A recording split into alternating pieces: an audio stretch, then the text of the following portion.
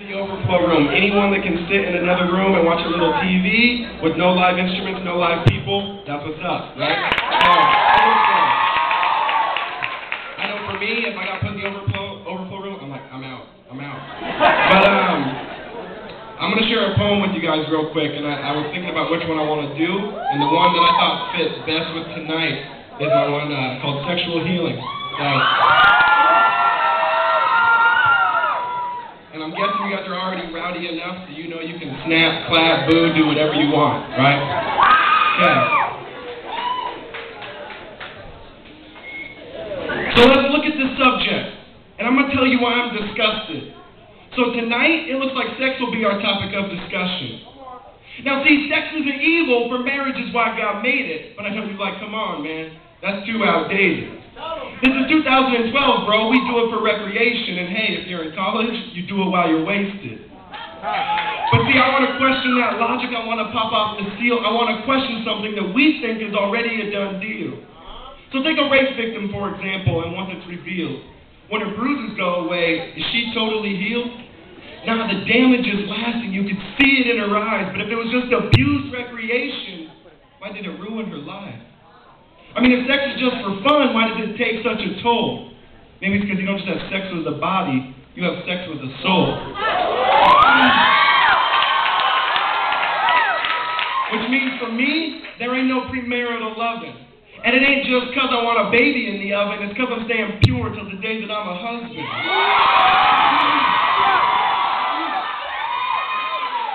Now see, this wasn't always me. That's a guarantee. Let's go back in the past, see who I used to be. Now growing up, I never learned how to treat a lady. I learned one thing from my dad is leave the mom ditch the baby. Now I don't say that to get sympathy, I say that to be real, because about 40% of you know how that feels. See, I let the TV show me what the music already told me, no dad at home, so I was letting MTV mold me. And they sold me, which is why my life revolved around what girl I could get next. My life revolved around this girl named Sex. Shoot, I gotta confess, I'd even get at her on the text, but it seems the longer we dated, the bigger the mess. See, and then my girlfriend was late on that time of the month. If you know what I mean, you understand when I say my heart sunk. Shoot, I started to think about abortion, man. I started to butter it up. But it's funny, they don't make condoms for sin. You can't just cover it up.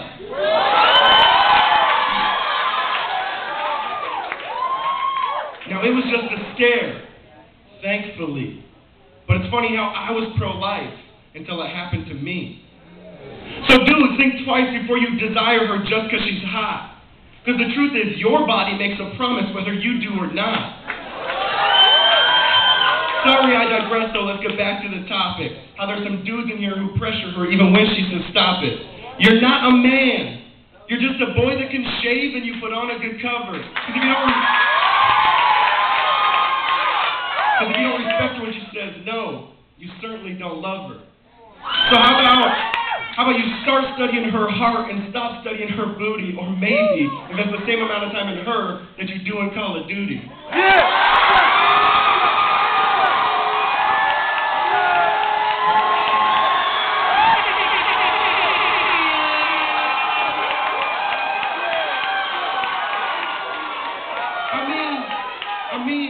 What makes you think you can get this girl and all of a sudden get naughty? Because you should have to touch her heart and her mind first before you ever touch her body. Because she longs to be accepted, she longs to be loved, and she gives herself up to another guy's love. She makes it feel good at first, but then she gets bitter that the promise of satisfaction, it never delivers. She's like, I don't want to, but it's just too tempting. So she keeps opening up the present just to find that it's empty. And then she starts to get confused because she keeps getting rejected by all these dudes. They tell her on a scale of 10, she's a 2. But that ain't true if she only knew that Jesus, He loves and accepts us. Even when you don't want Him, He'll never reject us. He heals us from that sin that totally infects us, and He does what condoms can't. He emotionally protects us.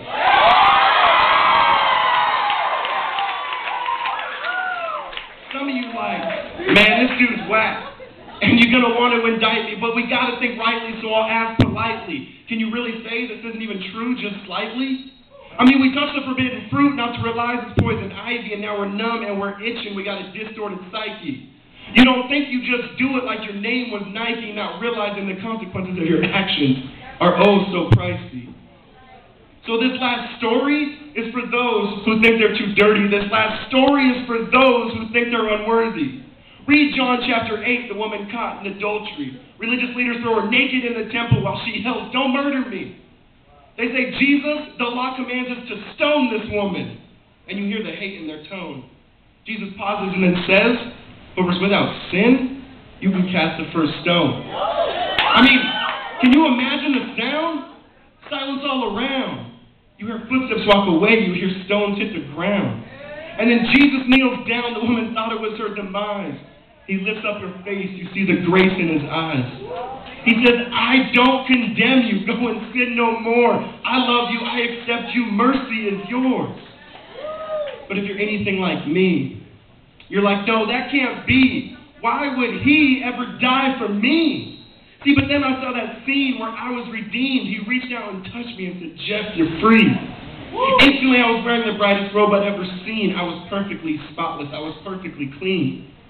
So bright, in fact, man, I thought I'd go blind. I said, "Whose is this?" And he said, "Actually, it's mine." So think twice before you eat what society feeds us, and come follow the King. His name is Jesus.